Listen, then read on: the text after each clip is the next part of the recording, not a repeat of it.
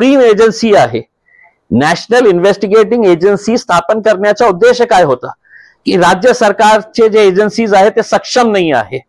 म्हणून जेव्हा हे एटीएस कडून घेण्यात आलं होतं हेच सांगण्यात आलं होतं की नाही त्याची व्याप्ती मोठी आहे म्हणून आपण एनआयएचा, आणि एनआयए सुद्धा इतकं वर्षानंतर हे सांगतो की नाही कोणीही दोषी नाही आहे. मग एक मोठा प्रश्नचिन्ह उपस्थित होतो आणि याच्यासाठी सर्व राजनैतिक मतभेद विसरून सर्व राजनैतिक पक्षांनी याच्या बाबतीत लोकसभेमध्ये विधानसभेमध्ये गांभीर्याने चर्चा करण्याची आवश्यकता आहे.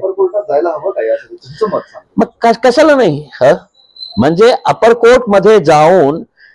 कारण हे लोक अनेक वर्ष जेलमध्ये होते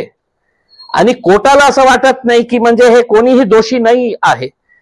मग ज्या प्रकारे मुंबई ट्रेन ब्लास्टच्या बाबतीत सुप्रीम कोर्टाने सांगितलेलं की हो आम्ही एक्सेप्ट करत आहे पण हे लोकांना मी जेलमध्ये टाकत नाही आहे,